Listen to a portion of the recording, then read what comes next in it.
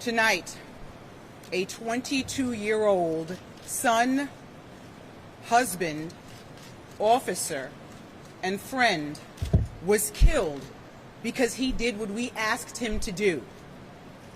Countless officers lined the halls of this hallway after carrying him in and grieve for their brother, while praying with everything they have for the other.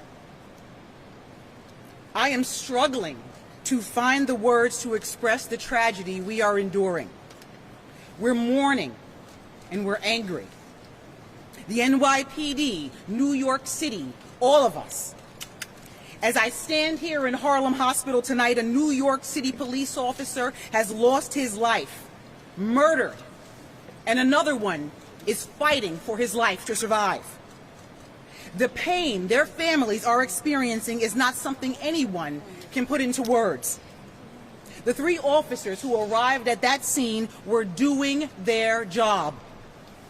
They came to answer a call for service, what countless officers do every single day.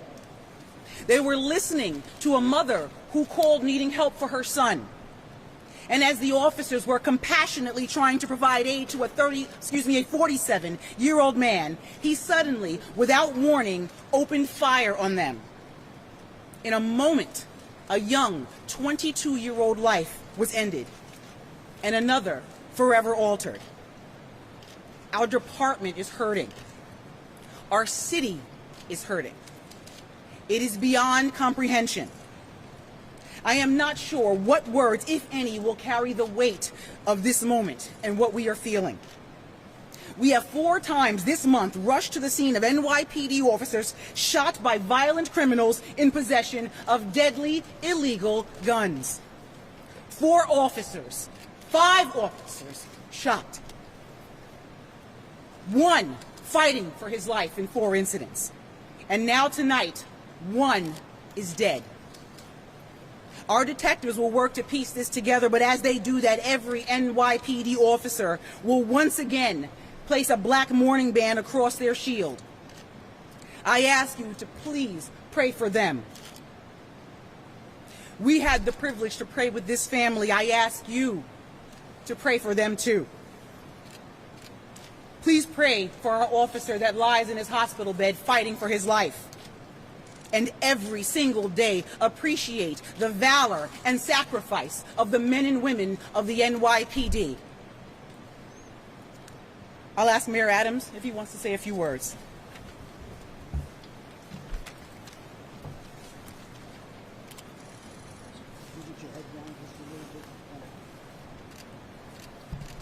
Normally, when we do briefings like this,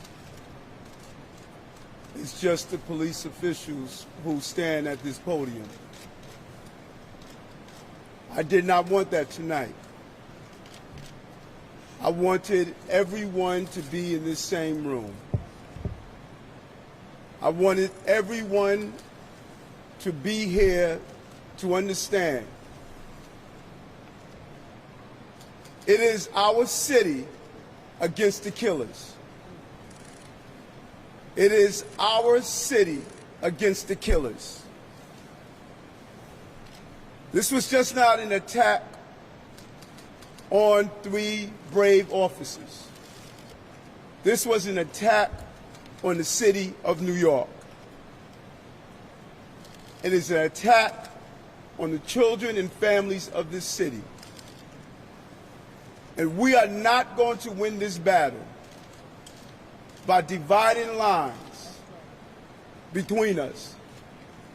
We must save this city together. That is what we must do. An 11-month-old baby was shot just a few days ago.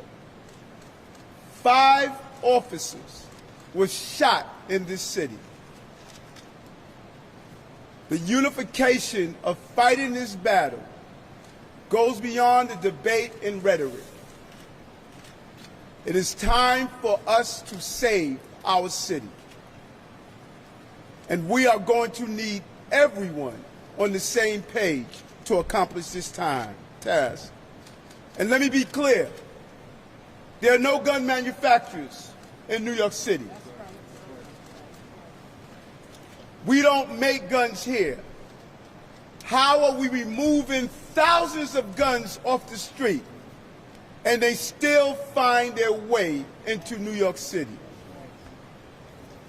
In the hands of people who are killers, constantly carving highways of death, destroying our communities. We need Washington to join us and act now to stop the flow of guns in New York City and cities like New York. We're all witnesses. We have witnessed these murders, and we have witnessed the failure on a federal level to stop the flow of guns to this city. We are not going to live under the gun of dangerous people in New York City. We're going to honor the memory of this officer lost to gun violence by standing united against these killers and those who are arming them. They are co-conspirators to the violence that we are witnessing in New York City. No one will divide this city with their violence. In fact, they're going to unite us to come together and end this. We're going to find these guns, and we're going to find those who carry them and use them. We are committed to ending this violence. My heart goes out to these families who are experiencing such a traumatic experience. I go back to the days of thinking of Robert Venable, my close colleague who died in the line of duty. And I remember my mother calling because she was unsure if it was one of her sons who was the victim of that shooting. And even after she heard it was not Bernard or Eric, she still had to hold her breath because she knew one of our brother officers was slain. And right now, every mother in this city feels the loss that this family is experiencing. We must commit ourselves to stop the debate and the dialogue and come together and realize a gun on our street is a threat to our safety. That's right. And we must do everything possible to remove that gun. And Commissioner, I thank you. I know how painful this is for you right now. And I thank these men and women who wore that uniform, wear the uniform that I wore. And countless number of times we had to go to hospitals and visit loved ones. We had to knock on doors and tell family members they lost their family to gun violence. And now you have to do it with one of your own. But I'm going to ask you something. No matter how painful this moment is, don't give up on these people in this city. Don't give up. Don't feel as though that they don't want you to do your job. Twitter and Instagram and social media, they're not the people you're protecting. They want you here to do your job. No matter who's the mayor, no matter who's the governor, no matter who's the elected official, you have done your job, and let's continue to do so. Let's protect the people of this city and not allow anger to get in our way of protecting those who are living with this violence every day. We are going to protect our city. That's our promise and commitment. It's a painful moment for us. Every time the commissioner and I had to visit a hospital, from January 1st, seeing an officer shot in the head, seeing an officer shot in the leg, from Staten Island, responding to a domestic dispute.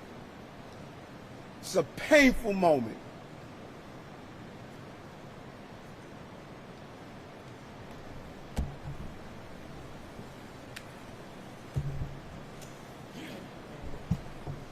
You know, as we ran into this hospital today, you don't know what to expect, and there were hundreds of police officers running down the street, dropping their cars on the corner, running to this hospital. They were running to this hospital because they just carried two brothers out of out of a hallway into this hospital to try to save their lives.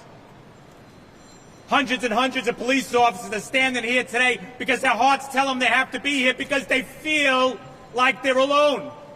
We got to end that here today. Our hearts are broken. We're in shock. Our knees are buckling. And we're angry because we've been here before. We're angry because we saw it coming. We're angry because we said it was going to happen, and it happened again. So tonight, you know, these police officers aren't going to sleep. They're going to be out in the street. They're going to do what they need to do. The ones that go home are going to put their heads on their pillow, and they're not going to sleep. And they're going to cry. Well, it's time the city cried with us, and we know they are.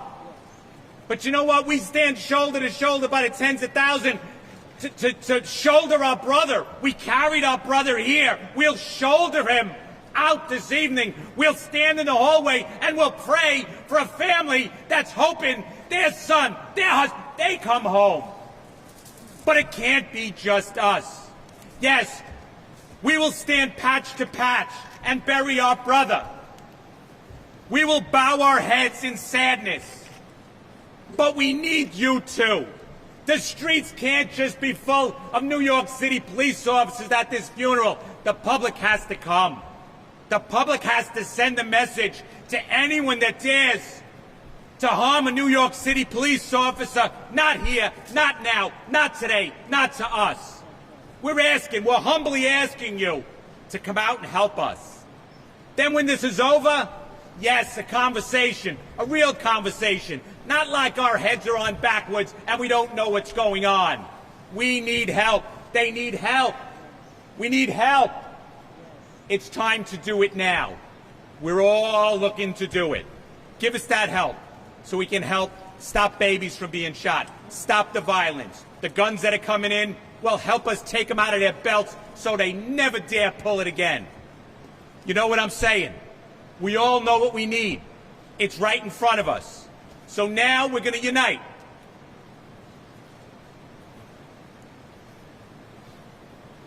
And we're going to carry a New York City police officer out of this hospital, and we're going to salute the best we can. We're going to do the best we can, and we're going to line the church in front of that church, synagogue, mosque, and do the best we can. But after that, conversation that's real. Laws that are real. Support that's real, not press conferences. Let's get voting and give us what we need. Thank God for the NYPD.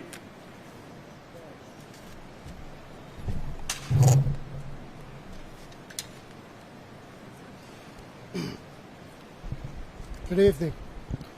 It's just a horrific day for the New York City and the NYPD, you know, and I just want to, you know, pray for the officer who's lost his life, the officer who's fighting for his life, and for the two families, you know, please, and for these officers who are out there doing the job every day.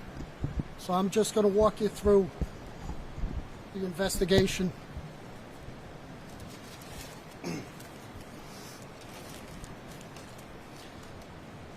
At 6:15 this evening, at 119 West 135th Street, apartment 1D, police officers from the 3-2 precinct arrived to a 911 call of a family dispute. The 911 caller was a female who stated that she was disputing with her son. She mentioned no injuries and no weapons. Upon entering the apartment, the officers were met by that female caller and her son. After a brief conversation, the officers were informed that her other son, whom she was disputing with, was in the back bedroom. This apartment is an open one-bedroom apartment. As you walk in, there is a living room, a kitchen, and a 30-foot long hallway that has a closet, a bathroom, and at the end, the bedroom. One officer remained with the two family members while two other officers go to the back bedroom. This hallway is very tight and narrow. As our first officers approach the bedroom, the door swings open, and numerous shots are fired, striking both officers, one fatally, and one is here in Harlem Hospital in critical condition. As the perpetrators attempt to exit, he is confronted by our third officer, who fires 2 rounds, striking him in the right arm and head. Our perpetrator is LaShawn McNeil. He's a male, 47 years old. He has 1 prior arrest in New York City for a felony conviction of narcotics in 2003, in which he is on probation for. He has 4 arrests outside of New York City. 1 in South Carolina for an unlawful possession of a weapon in 1998. 1 for an assault on a police officer in Pennsylvania in 2002. A felony drug in 2003, and a misdemeanor narcotics in 2003 in Pennsylvania. Recovered at that scene is a Glock 45 high-capacity magazine, which holds up to 40 additional rounds. This weapon right here. That gun was stolen from Baltimore in 2017. We are working with our Joint Firearms Task Force and the local ATF to further trace this gun. This is a still active crime scene, and the investigation is continuing. We are working through why this brutal, senseless, and ambush of 2 of our police officers occurred. We're asking anyone in the community who has information to reach out to the 32nd Detective Squad or Crime Stoppers. And with that, I'd like to turn it over to the Police Commissioner for some final words. Say to my NYPD, our NYPD, your NYPD, thank you for what you do and what you face. This city appreciates it. I appreciate it. We all appreciate it. You are not alone. I support you in what you do. We are not going to answer your questions. We hope our prayers are answered. Good night. Thank you.